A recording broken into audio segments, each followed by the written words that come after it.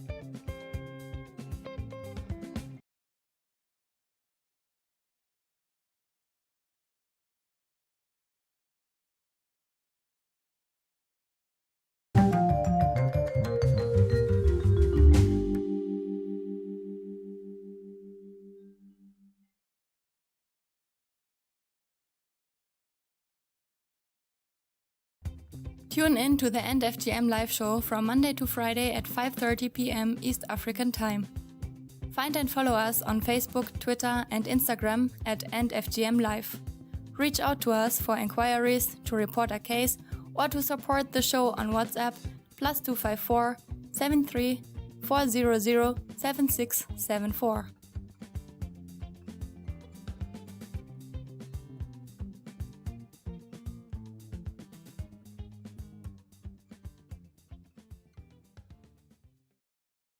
Today's End FGM live show has been supported by the global media campaign to end FGM.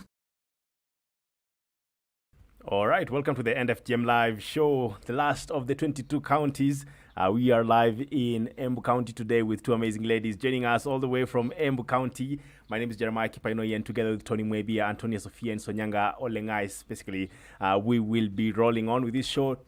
County number 22 today, all the way from Embu County, closing the 22 hotspot counties here in Kenya, all talking about the End FGM campaign in Kenya. All right, so just go straight to it. Please leave a comment wherever you are, and we will definitely find a way to have them aired today. So karibu sana once again. We really do appreciate having you. And I'll just go straight to bringing our guests on live. Today we have Frida Runji, as well as Mary Kidhu, and they'll tell us from what organizations they're coming from, and we will definitely be happy to have this conversation today. Embu County is where we are at today. Karibu sana. Starting off with Frida, where are you joining us from, and what organization do you work in? My name is Frida Runji. I'm in Mbera North. Igembe. Mbera North, sub-county. All right. I'm working with the National Women's Steering Committee. I'm a coordinator. Amazing. Thank you. Amazing. Thank you very much. And we are really happy to have you here on this show today. Just headed off to Mary, if you can hear me. Yeah. Yeah. Yeah, my name is Mary Kidhu. I come from Embu County, Mbere South Sub-County. All right. I work in an organization called Mwangaza. Women Rights Organization as a secretary. Yep. And also I'm the coordinator the National Women's Steering Committee, Embu County. National Women's Steering Committee? Yeah, Embu County. All right. Yeah. All right. Thank you very much for joining us today. We have been talking about FGM, child marriages, as well as teenage pregnancies at this time of COVID-19, and just a small brief about what is really happening in your place. Starting off with Frida, where you are at. What is the situation? That's Mbere. Okay, what I can say for now, the most rampant cases are cases of the pregnancies amongst the teens, the teenagers. All right. And early marriages, that is happening as at now. All right. Yes, about FGM, it is usually done very secretively. You will live in the same house with somebody and you'll never know that they are doing it, but they do it. All right. Yes, very secretively. All right, lots of secrecy. We fear that the government will find out and that they will find themselves in problems. So the medical practitioners and the patients, they really hide themselves. Those doctors will come, those nurses will come very early in the morning, even before you take your tea, and they do that thing, and they use the compound, and nobody will see them. You'll not notice that girl has done anything, and that is all. So it is done very secretively. All right, we'll talk about that, the COVID-19 situation. Mary, how is it like, the COVID-19 situation? And you can hardly see you, Mary. Just try to reframe yourself. It's very sympathetic. All right.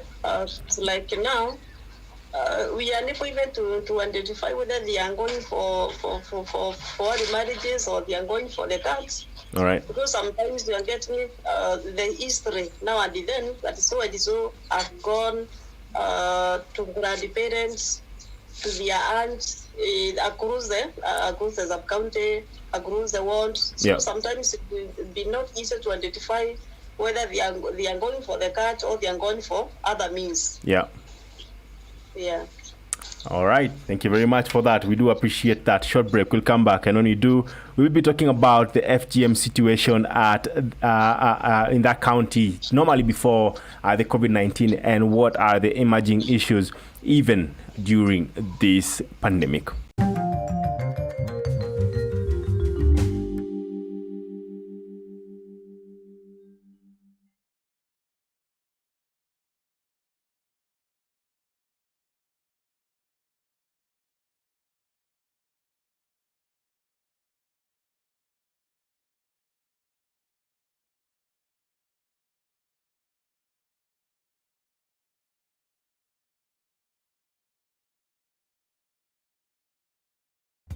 Tune in to the End FGM live show from Monday to Friday at 5:30 p.m. East African Time. Find and follow us on Facebook, Twitter, and Instagram at End FGM Live. Reach out to us for inquiries, to report a case, or to support the show on WhatsApp +254 73 400 7674.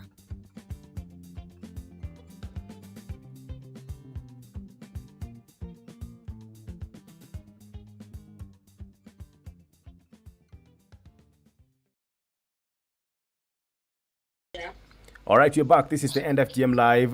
We are in Embu County today, hosting Frida Rinji from the National Women's Steering Committee, as well as Mary Kidhu, in this case representing the Mwangaza Women Rights Organization. And today we are talking about FGM in that county. This is county number 22 out of the 22 hotspot counties in this country. And so as we wrap up today, the conversation will be featuring Embu County, which is found in around the central region of Kenya. All right, so now just introducing the guests back on the screen. We were just speaking about the situation of FGM during COVID-19. All right, you were saying something, Mary, before we went for a break? Yeah, I was saying Yep. that currently, within the course of COVID-19, Yep.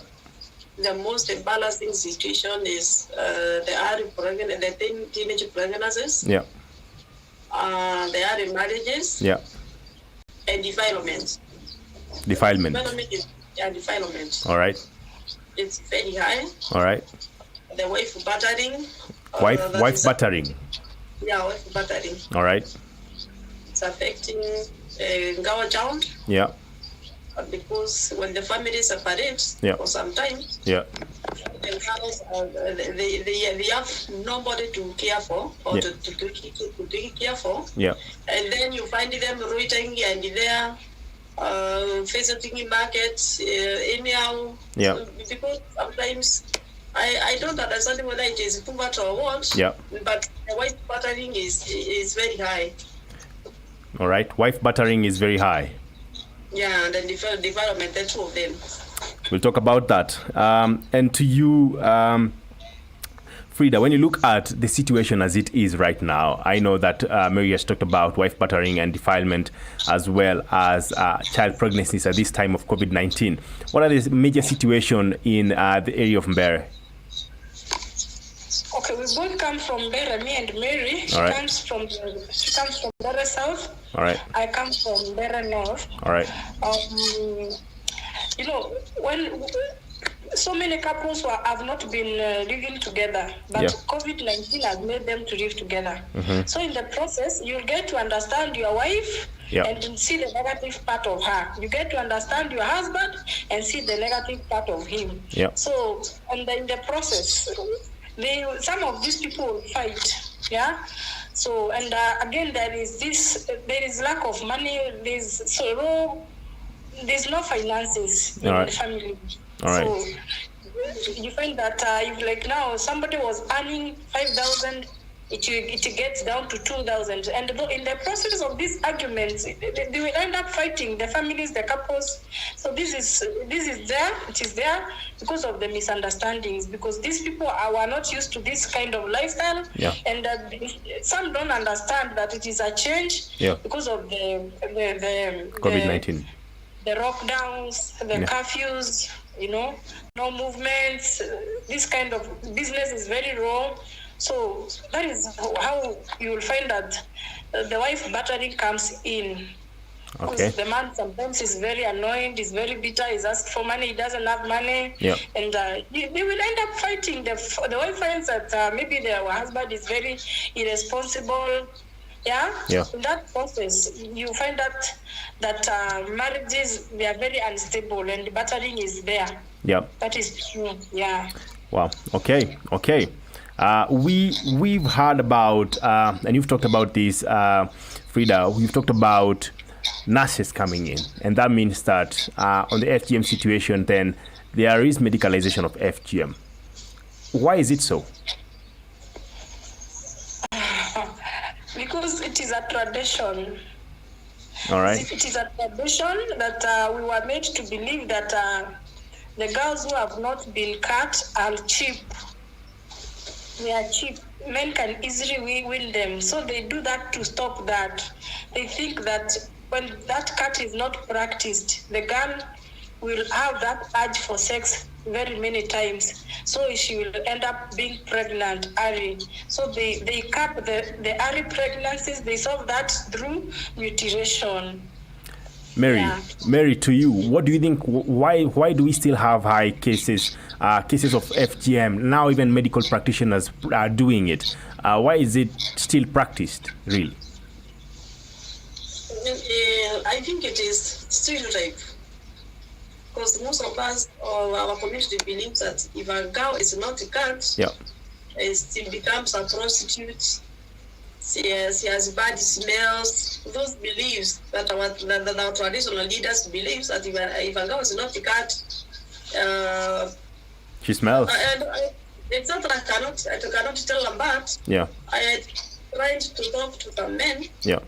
Trying to confess and then find out. Yeah. But why is this happening, or why it is a must that a girl must go and a cut. Yeah. But the men are claiming that the men they do not know the difference. It's only the men, or the women. Yeah. That can tell the difference. So to them, whether you are cut or not, it's okay. But it's stereotype. Our community believes that you are not cut, you smell. You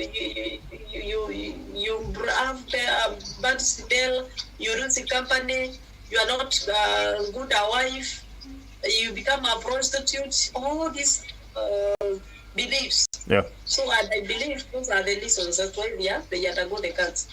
Some of them believe that our grandparents said this, if at my family, there will be no girls without undergoing a cut, that it is a must. So sometimes they fear what their grandparents said before they do them. Or because now the grandparents say that all the children and grandchildren have to be cut, otherwise they will be cast. Yeah. Wow. Okay. All right. Embu County, when you look at how far approximately it is actually from Kenya's major city, that's Nairobi, it's actually not very, very far away. But you still look at the practice and it's still high within this county. What are the biggest contributing factors? Because you've said there are myths, there are women believe that they are going to, people believe that they're going to be promiscuous, and as you said, smelling, which all you've said are myths. But deeply, speaking about FGM, we've seen people saying really sometimes it's poverty, sometimes it's, fear for the myths. But what are the really, really undercutting reasons why people cut? And this goes to Frida. What I think, what I know, my experience is that number one, they fear not to get married. When you are not cut, so many, if boys realize that you are not cut, he will not come to approach you for marriage. That is our community. Because most of them believe that a girl who is not cut has no manners. They believe that cut brings maturity to the hand. All right. It's a rite of passage. They believe that without getting that circumcision, you will not mature up, and you will not be able to reason like a woman. So for you to become a complete woman in the society, you must be cut. Another thing, they claim that a girl who is not cut has some funny smell. Even you as a woman, when you are told that you will smell, nobody will want to smell the rest of her life. So you'll do away with that part, so that you'll not keep smelling in front of people in the classroom. Yeah, that kind of thing. As Mary said also, there are those families with curses. All right.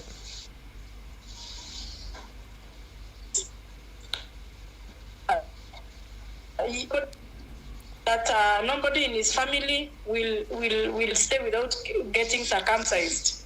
All right. So I will undergo that because I am forced to because of the family belief. All right. So people want to get cut, or girls go for the cut because they are afraid of curses. They also Frida, we are losing you a little bit. Frida, we are losing you a little bit. Yes, because somebody was interfering, calling me. Okay. I'm sorry. All right. So they believe that part is the one that brings urge for sex. And for you to make sure that your girl completes school and education, they must be cut so that they will complete their education without being disturbed by urge for sex. All right. Yes, that is what. That's from the parents' perspective, right? Yes, and now if my mom has undergone through that, my father will not, and maybe my mom is a good wife to my father.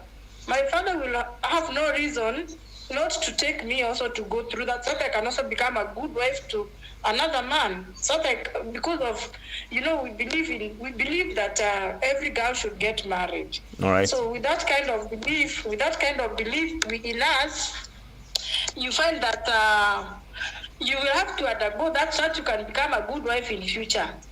Yeah, so that is it's preparedness for marriage also. Okay. So it's a communal belief that a good woman comes or has to go through the cut traditionally. Yes. Yes. To you, Mary, same question. Why? Why really just looking at the real reasons? Why do you think girls, we're still cutting girls at this time? Because as she said, some of the girls are actually being cut when they're still going to school. Why? Yeah, some community believes that if you are not cut, you are a child. Even if you get and achieve PhDs, the masters and PhDs, you still like a child. Even if you try your best to be a good wife, you sometimes you'll be hearing, look at what he's doing. He's behaving like a child. He's just a childish. So that's why, even girls, when you that you behave like a child, they would like to be good wives, to be grown up, to become an adult. Yeah. So it's mostly societal pressure that really makes these girls go for the cut. Yeah. Amazing. Okay, we will take another short break. When we come back, we will be receiving more questions from online as we come in. But we will try also to look at the solutions and what you've been doing to end FGM in your county from your organizations as well as personal perspectives as we discuss solutions, because sometimes I think the solutions help us more. And if you're able to discuss them, more of the people will be able to join this campaign. So keep joining us on the End FGM Live. My name is Jeremiah Kipene, and together with Tony Mwebi and Antonia Sophia, together with Sonia Ngolengais, we will be culminating the 22 hotspot counties today. So keep tuned, and we will be back in a moment. Tune in to the End FGM live show from Monday to Friday at 5:30 p.m. East African Time. Find and follow us on Facebook, Twitter, and Instagram at End FGM Live. Reach out to us for inquiries, to report a case, or to support the show on WhatsApp +254 73 400 7674.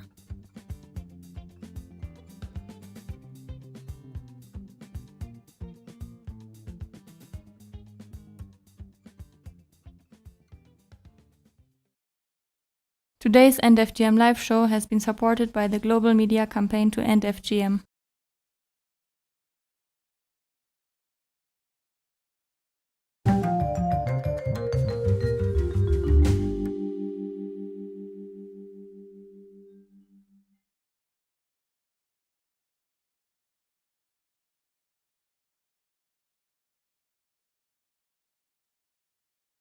All right, we are back.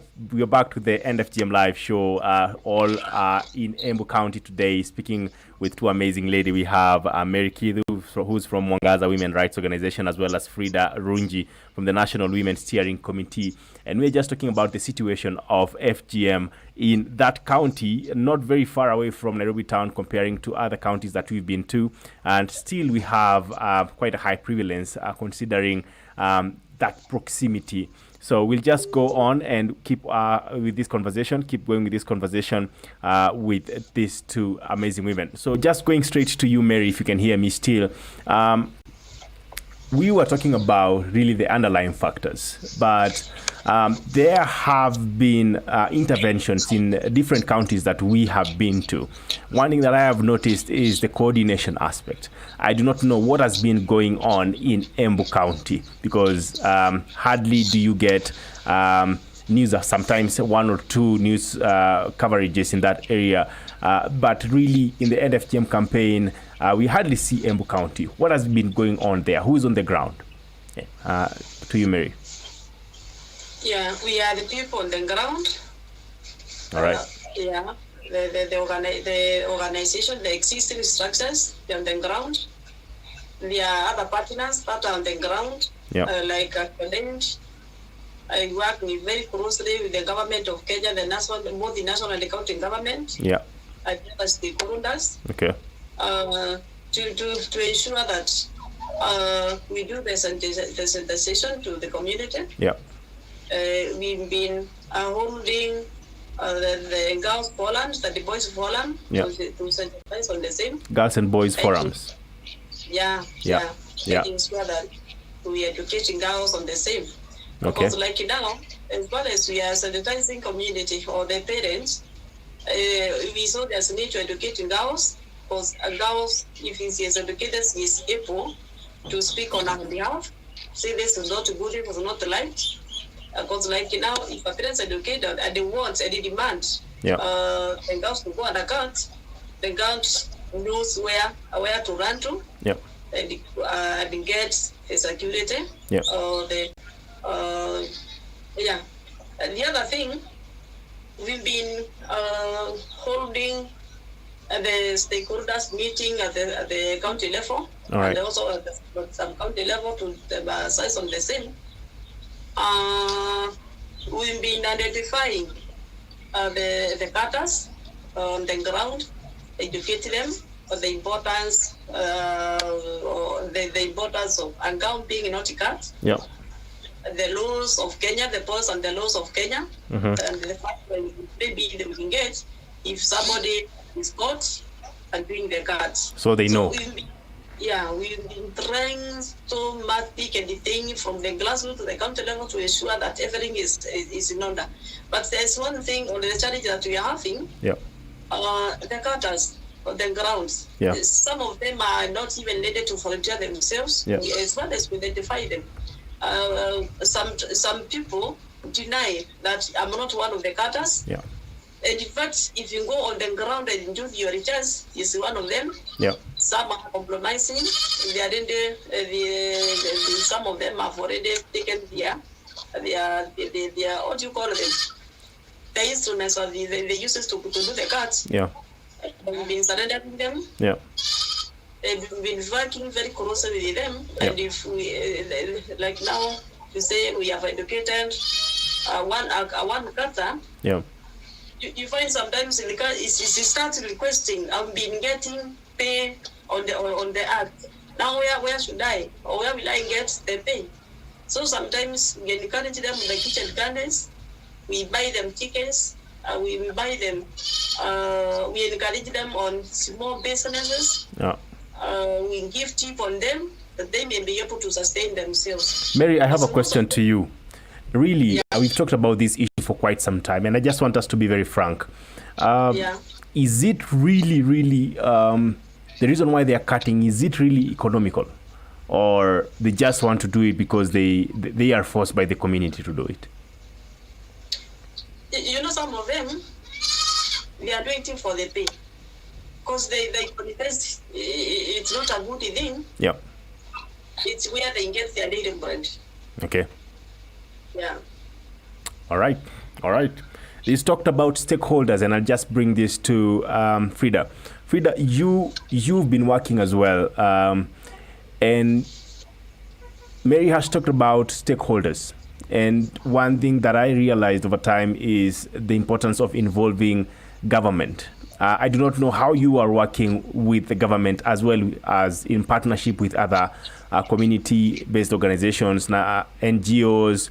I'd just like to get a picture of how the campaign really is going with the stakeholders. Let me say this sincerely. This thing you cannot because you will hardly find somebody, an individual who will volunteer, say that this is what that is in the part of Bere North. You know, Mary is talking on behalf of Bere South. I mean Bere North. So in Bere North, you can hardly find somebody who will admit, as much as they are doing it. They don't admit.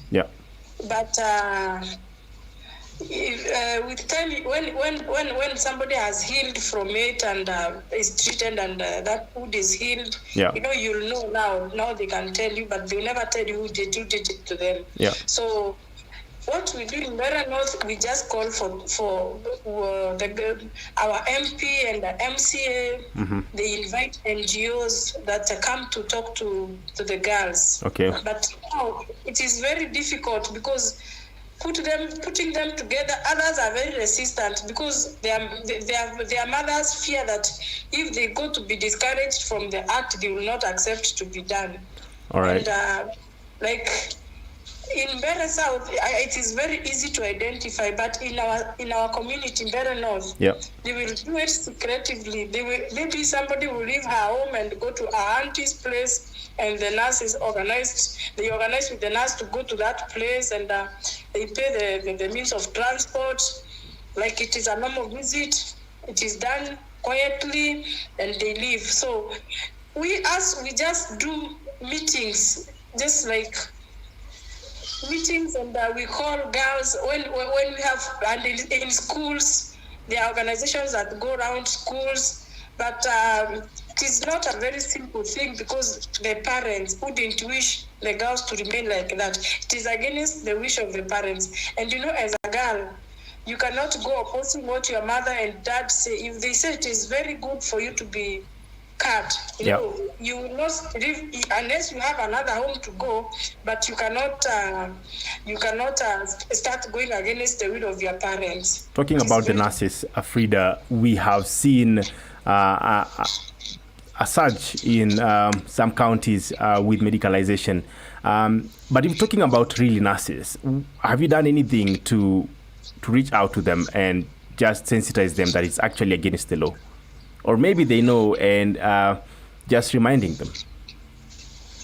Number one, that nurse may be one cut, she will earn like 1,200 or 1,500. 1,200, that's $12.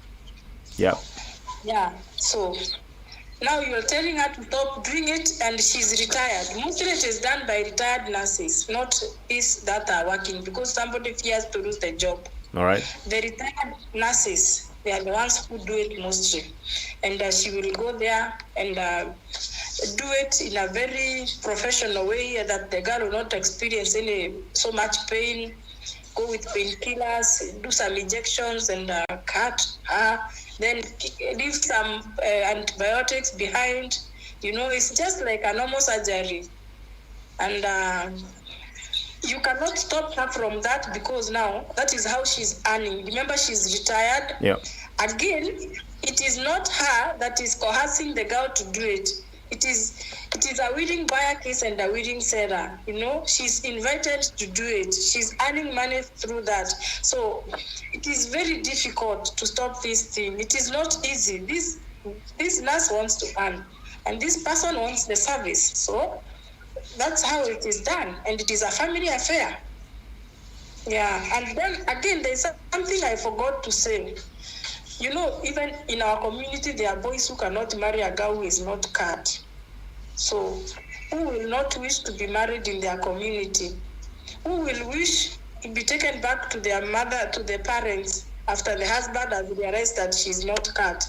Even I've seen a husband who was taking the wife to be circumcised after they had gotten 4 children, and he still feels that she's not a complete wife because she is having that thing. She has to be cut.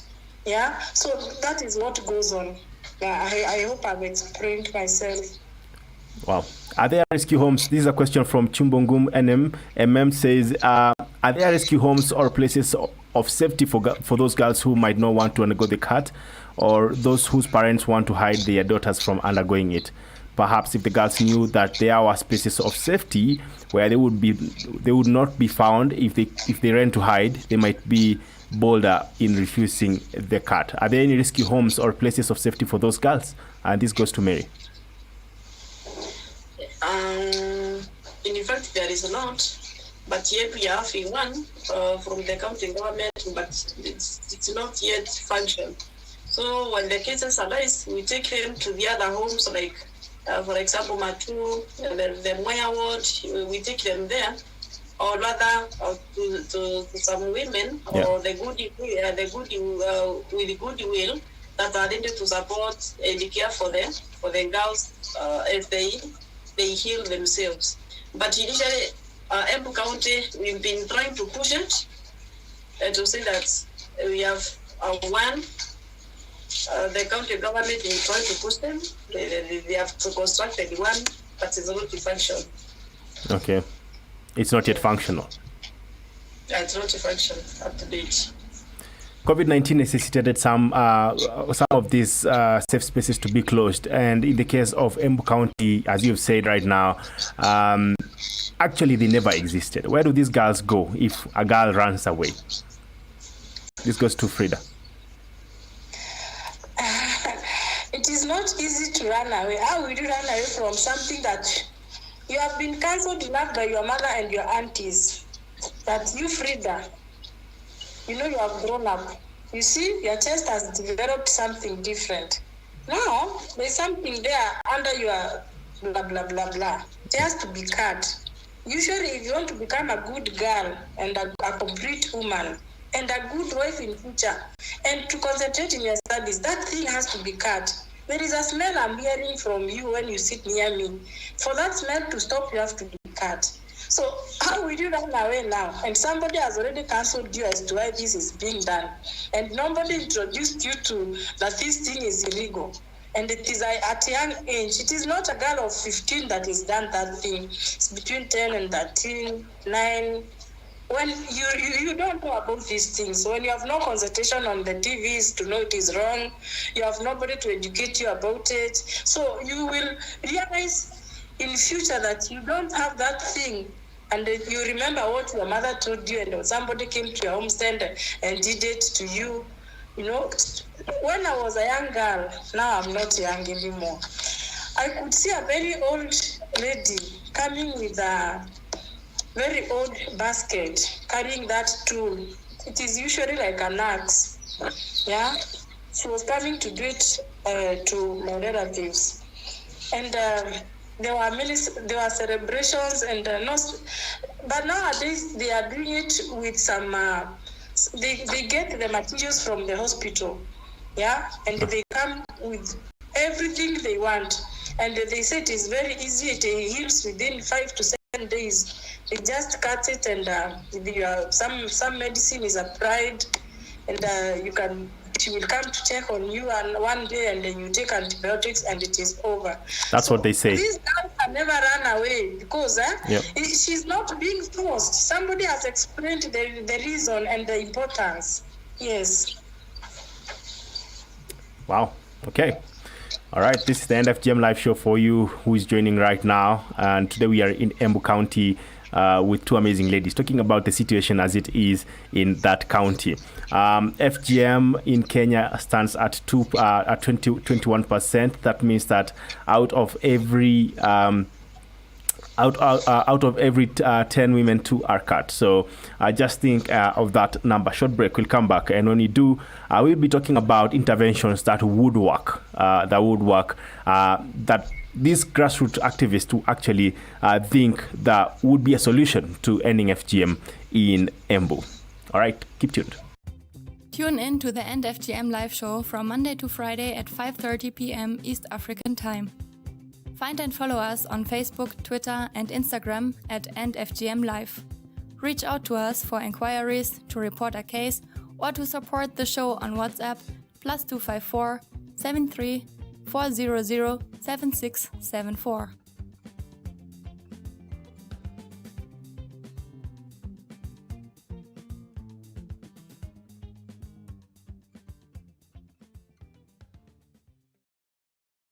Today's End FGM live show has been supported by the global media campaign to end FGM.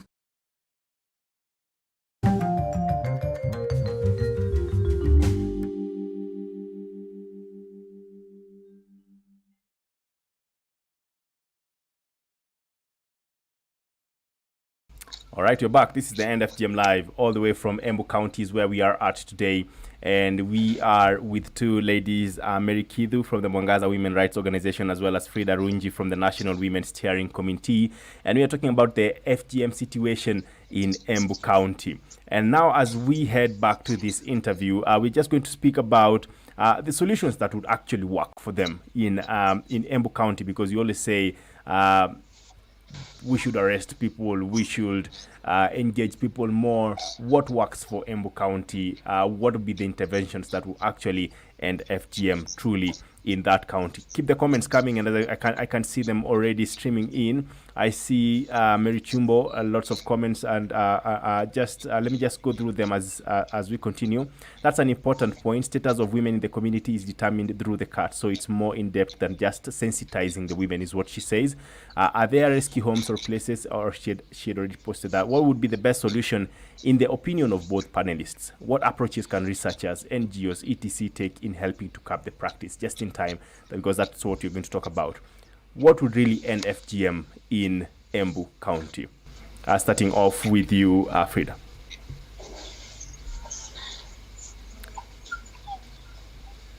If you had me, Frida, what would really end FGM in Embu County? Well, we can. I have been thinking that there is this topic, there is this subject called social studies. Okay. I thought maybe some of these things can be included in the syllabus. Okay. About FGM. Okay. So that when a girl is growing and learning in school, she will learn from the teacher that this is wrong. So when she goes back home and the mom mentions that, she will definitely say that we were taught not to do that when in school. Okay. So I thought that can be a national thing and be incorporated in education as well, because it is not easy to deal with it at home and from our own backgrounds and community, because 90% are advocating for it. Like now, if I have been done that and I feel I'm okay in my marriage, I would wish also my daughter to undergo it through it, because I would wish her also to have a stable marriage. But if my daughter is in school and realizes from the teachers that it is not right for her to be done that, so when I mention the same thing in the house, she will tell me, no, I cannot undergo that, it is wrong. She will have reasons. You cannot just teach from, when we want to teach our children, a mom is a teacher at home and also we have teachers in school. I think this can be now easy if the government involved teachers. Yeah. The whole Kenya. I think this should come as a topic. Or maybe in the evenings we can have teachers teaching those things after classes. When the students have gone for clubs in the evening, they can be taught some of these things. Minus that, it will never end. All right. Yeah. All right. To you, Mary. What would really end FGM, if in your own view? I think, according to me, the best thing, as well as we've been involving the girls' forums in schools, it's also to engage the stakeholders, different stakeholders and individuals, plus the school management committees and the BOMs, to initiate and maybe popularize the alternative light of parties because they are there. I think sometimes been having the videos showing the girls, them that have got the cards, the problems, the challenges they are facing, and maybe the diseases that maybe have been affected to them, the different challenges of them that have got the cards. So when the girls, maybe they are educated through those videos, they are able to fear and say, no, I would rather stay without going a cut. And I think sometimes back will exclude some girls, and that's also are taken. And some of them, they even say, if this is what is happening, I would rather stay. I remember sometimes back, I didn't today, talking with the boys at the Working Boys Forums, champions to girls, and telling them that they're telling them not to marry a Catholic woman because of the challenges that maybe they usually face. So you're telling boys not to marry cat women? That goes the cats. All right. Yeah, some of them are supporting the idea. They are even championing the action or the process of ending FGM in the sub-county. Yeah. But how would asking boys not to marry girls that have not been cut help in ending FGM? You know, like now, as we were talking with the boys, nowadays, before hapo mbeleni walikuwa nasema tu a wife is a wife. They used to say a wife is a wife. Yeah, because they believed that everybody goes there and go there the cut. But sometimes nasikia wakisema hapana, lazima niangalie kama ndizi imeiva. That's what they are saying. All right, they make sure that the girl has been cut.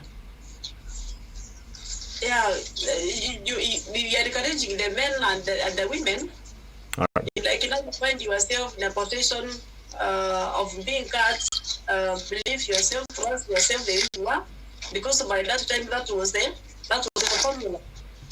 But now, believe yourself the way you are. Even the men, they believe and trust the women the way you are. If you marry the country women, trust her, love her, because by that time that was the fashion. Yeah. But today, let us try to trust and believe that the fashion, the today's fashion, is when somebody is not cut because of different reasons. To explain to them and they support.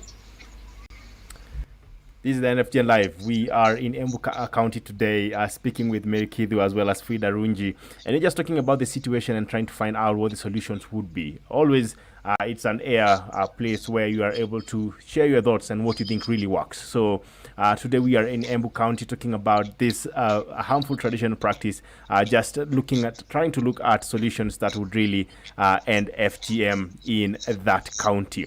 My name is Jeremiah Kipainoi, and together with Tony Mwebi and Tony Sophia as well as Sonyango Lengais, we bring you this show. Today we are at county number 22, and we're just bringing a close to the 22 hotspot counties here in Kenya. So we close off with Embu County with these two amazing ladies. Short break, we'll come back, and when we do, we will be talking about interventions still that would work now on what the government is actually doing to end FGM in Embu County. Short break, we'll be back.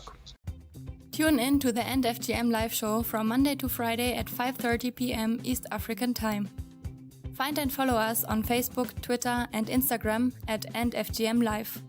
Reach out to us for inquiries, to report a case, or to support the show on WhatsApp +254 73 400 7674.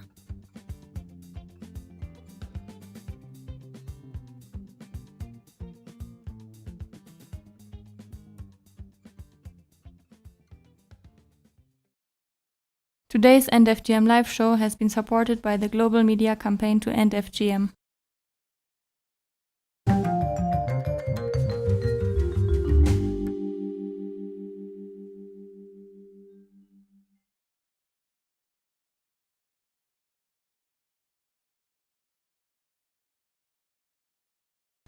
All right, we are back. This is the End FGM Live, and today we are in Embu County, hosting two amazing ladies talking about ending FGM in that county. Just straight back with the guests. Keep your comments coming in. We can already see them streaming in, and we will read them as soon as we are able to. I see Stephanie and Chumbo still giving out some comments. I see Chumbo says, involving boys and men in the fight is a great approach, but if we ask them not to marry women who have undergone the cut, does it not bring in an aspect of stigmatization for these girls who have already gone through enough trauma? Perhaps a balanced solution that eliminates stigmatizations need to be found. So that's a comment from Chumbo. Stephanie says, congratulations to your amazing team and all to the amazing activists working on these important issues during this difficult time. Thank you very much. So that's just a response Chumbo had on involving men and boys in the fight, as well as asking she says that if we ask them not to marry women who have undergone the cut, does that not bring in an aspect of stigmatization for these girls who have already gone through enough trauma? That was Chumbo. We go straight. How the government has been involved in the campaign against FGM in this county. Looking at what the county has done, there are policies some of the counties have been able to pass. Now, Embu, what has it been able to do, and how is it supporting the grassroots organizations in that county? To you, Frida, how is the government really getting engaged in ending FGM? They try as much as they can through the chiefs and the sub-chiefs, that if anyone is caught practicing that vice, they are taken to police and better to court. And I think, to me, that is a wrong approach. Because you cannot, when you hear your neighbor was caught, you will do also another, you will use your knowledge more that you will not be caught doing it. You will do it, but in a very secretive way. So I think the approach the government took, using the chiefs and the police, and it is not the best approach to end this thing. Okay. Because like now, the last time I had somebody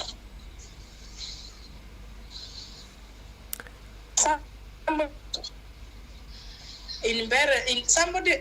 We lost you a little bit. In Mbere South. Gone. And there was a case in Runyenjes, and they were all reported to and taken to court. We have never heard again somebody has been caught, and it still happens. Because, as I told you, I will bring that mama to my own compound. She will come very early in the morning using a boda. That's a motorbike. She will come straight to my. I will use that mama that cuts, and she will come to my compound. When she comes to my compound, she will do it in my room. She will, like, it's like a sickness she's treating, and she cuts the girl and goes back. Even the government will never realize that I have done it to my child. So I think using the chiefs cannot end this thing. I think maybe educating will end the FGM, because like now, if I know I'm doing wrong, I cannot take myself to the police. I cannot do something that police will ever realize I did wrong. Just like thieves, they break doors, and they know the police are not coming. The police have just passed and gone through that other side. So we are going to steal this side because they cannot come back. Like that. That is how it is. It is a very difficult thing to end. I think the government should check into the areas, especially our areas, and like now. And like now there is COVID-19, the kids are very free. So I can send my child to my mom if I don't live with my mom. Yeah. And nobody will ever suspect that I sent her for that purpose. And she's scared, and she comes back when she's scared. And Nobody in my area will ever know. Just the husband, and maybe when she gets married, the husband now will know that this girl underwent through this. So I think as much as the government wants to fight FGM, and not publicly. It is not done in public. It is done privately to one individual. So how will you know what I do in my own house or in my own compound? How will you know the guests that are coming in and getting out? And I'm not taking my daughter to the hospital. It is the nurse coming in my house. It is not easy. So sensitization is the key, as well as we'll just talk about some of the issues and why sometimes people do what they do. But as we bring this to a close, almost, we just go to Mary. Looking at what you've been able to do as organizations, what has the government been able to do? Are there any policies? Are there any individuals in the government that are actually following up on FGM cases that they should end in Embu? Yeah, I mean, before I comment on the policies, not to react on the tumbos, the reaction or the stigmatization of the girls who are Dango or the cats. In fact, I'm saying that because I've seen it working, especially in the Makema Ward, where the organization centers. Like now, we've been using boys to champion the act. Like they've been doing it very clearly, without fear. When the girls hear that maybe they sometimes they may lose husbands, them themselves, they say no to FGM, even to their parents, because they may lose the husband, the future husband. So I've seen it working. Regardless of stigmatization, they start fearing themselves to do and then go the cards. So I've seen it working, especially in Makema. And as I said earlier, that in Benin South and the entire Embu County, if like now my ward, if there's no FGM, some people, they go across the ward, they go across the sub-county, they go across the county, because where the rules and the policies are taking place. On the side of the government, in fact, we've been working very closely and very together with the stakeholders and government, both in the national government and the county government, to ensure that FGM has stopped. Like I remember there early I said we rescued, I think the three, one that got the cat, the other two were not yet and got the cat. We both joined hands together. We worked with both the national and the county government to ensure that the laws takes its way. And them that were about to organize the cut for the girls, they feared that if we do this will happen as it happened to Fulani. So sometimes even the cutters, they fear that the law may catch them on their way. So sometimes you find that if you are doing the enough sensitization to both girls, boys, men and women, the community, the larger community, the stakeholders, we sing one song, I think it will come to an end. But if I learn myself as a Mary, you learn yourself as a chief, you want to know where. So if you do not coordinate, then there will be so many loopholes, you say? Yeah. So we have to coordinate. We educate the importance of girls' education. We do counseling to the girls. And I think at the end of the day, you find girls being safe. Frida said that the approach of just using the police, basically the administration, to her is not the right approach. To you, what's your opinion? Which is the best way, really, in regards to involving the authorities in ending FGM? And to me, to some extent, it will help. Because with our organization, we'll be using the chiefs, their studies, explaining the law, the policy, We've been working with them very closely. If we have a meeting, we invite them. We invite the DCs, the ACC, we invite them to the meeting.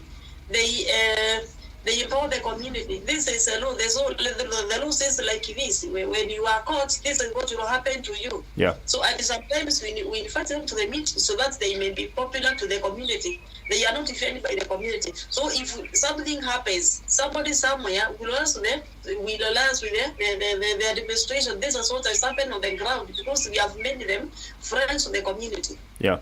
So if the government or the administration is not far from the community, they will get any information that is coming. But when you stay away from the administration, they may not even get the information that's at the ground. So we very closely work together with them to ensure that any information that is coming, we work together with them and they are aware of what is happening. Yeah. All right. Really, as just said, when you are caught, supposing you are not caught, you know, as we work for, we will not be caught. In Better North, we work for, we will not be caught. Our places, when you are caught, you know, Better South is a cosmopolitan. It has got so many communities in it. It has the Mbere, the Kambas, the Kikuyus. So Aruma is more likely to go around. But in our community, we live like a homestead. Our family is in one place like this and another one and another. So it is very difficult for somebody to realize what goes on in a certain village. Yeah. And when you talk about stigmatization, you know, when I was young and my father refused that I go for FGM, I wanted to commit suicide because of stigmatization also. So you wanted to go? To commit suicide, yeah. I wanted to kill myself because my father was refusing I go for FGM and everybody is laughing at me. I cannot even have peace in the village. I was taken to a boarding school after when I come back for holidays. I cannot go to fetch water. I cannot interact. I cannot go to fetch firewood with the other girls. You know, it was very bad. I wanted to die. I thought it was the end of my world because I badly needed to be cut because of what goes on in my community. Even right now, I cannot disclose if I am cut or not because somebody will laugh at me. Yeah, is that serious? If I disclose what I am, if I disclose if I am cut or not cut, especially if I'm not cut, if I go disclosing I'm not cut, I will never have peace in the community. Yeah, it is that serious. So that stigmatization is for both. Yeah, so me, I think using the boy child is better because now it makes the girls who are not cut to feel safe. Yeah. Okay. Yeah. Okay. Different approaches. I do not know if you have anything else to add onto this conversation before we bring this to a close. Is there something that you really wanted to share about ending FGM specifically in the regions where you work in? To you, Mary.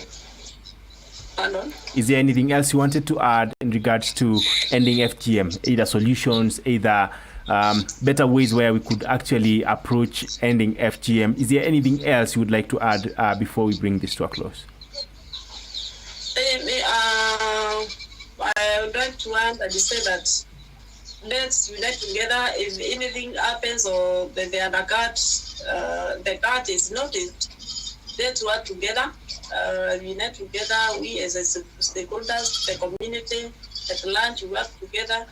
Because, like, you know, the laws and the policy is very stark. I don't know the best one to use, but it's there, but not practical. It's not practical. Some administrations, because I'm talking of already Makema, where we are situated at the organization. Yeah. As much as trying to go outside our location. To some extent, you find that the administration is someone's or the entire county. Yeah. We are not serious. We are not taking the policy is required. It's there for granted. It's there just if the ones are there, but the implementation is very poor. Yeah. Because, like, you know, if somebody is caught and go and taken to court, you find, and maybe 50, 30, 40, 50,000, where somebody can go and sell two cows, then he's released. So, and to me, we should take serious actions that we will prevent undertaking the cat, undergoing the cat. Wow. Yeah. All right. To you, Frida, if you have a parting shot, any words that you wanted to add? Okay. What I think the government should take a step of maybe when we are approaching holidays, during the first weeks of holidays, we can organize some activities for girls so that we keep them busy together. Because when we leave them to the parents will always do what they want with their children. If it is my child, it is my child. My child is not my child with the government.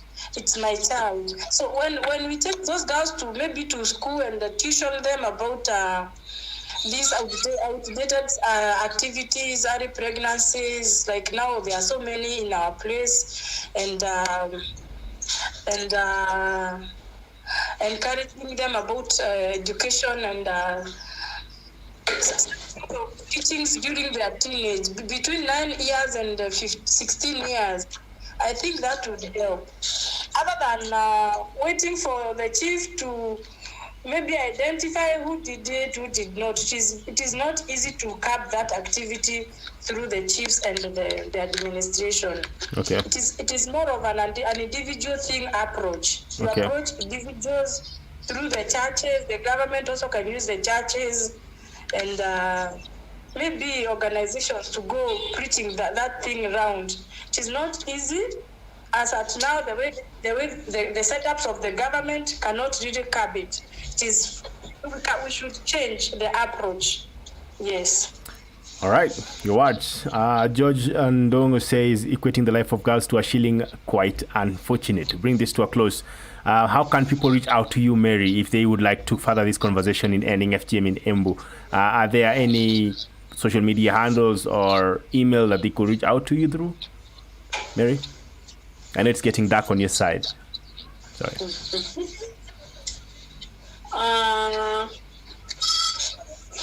I think that's what we can do. Yeah. As far as females and girls are concerned. Yeah. We are sometimes we get back to the drawing board. Mm-hmm. We know where we are missing. We know where we are getting right. All right. Strengthen the structures on the ground so that we may work and talk as one. Yeah. But we're able to fight the earth. Because this sometimes the stereotype, as I said, is becoming a problem. Because to some families they believe that to my family or to my family, like for example, like the old wazes and then the old mamas, they cannot. Sometimes they are saying to my family, somebody, my son cannot marry and cat wife. So sometimes I would, besides work as a team, we do a base of sensitization to the local community and the stakeholders together. And strengthen the structures of the ground so that we may work as a team. Okay, strengthening the structure so that people can work in that as a team and focus on the girl. Yeah. All right. How can people reach out to you? Do you have an email or social media account where someone can contact you? Through the Twitter. Okay. The tomorrow 19. M. MWRO. MWRO. 19. MWRO 19. That's her Twitter handle. Yeah. Yeah. Or the Mary Macau 1973 at gmail.com. Mary Macau 1973 at gmail.com. Yeah. All right. Yeah. Thank you very much. And to you, Frida, how can people reach out to you? I'm Frida Runji on Facebook. Frida Runji on Facebook. Okay. And fridaronje@yahoo.com, fridaronje7@gmail.com, and I'm on Instagram, Telegram as well, and Imo. Those I have accounts there called Fridaronje. Fridaronje. Okay, thank you very much. We do appreciate having you here on this show today. Today we are in Embu County. Lots of conversations in regards to what the activists there actually think works for them, as well as their communities in ending FGM. My name is Jeremiah Kitenoe. We bring this to a close, but remember that today is the culmination of the End FGM series in the 22 hotspot counties, and today we were in Embu County, where we are just talking about the issues that are being faced, as well as what solutions could we actually have in ending this vice. For now, we'll just say kwaheri. See you soon, and when we do, we'll be talking about FGM on a broader scale. So kwaheri and take care. Stay safe from COVID-19 as well. Thank you very much, and we'll see you soon. Today's End FGM live show has been supported by the global media campaign to end FGM. Tune in to the End FGM live show from Monday to Friday at 5:30 p.m. East African Time. Find and follow us on Facebook, Twitter, and Instagram at End FGM Live. Reach out to us for inquiries, to report a case, or to support the show on WhatsApp +254 73 400 7674.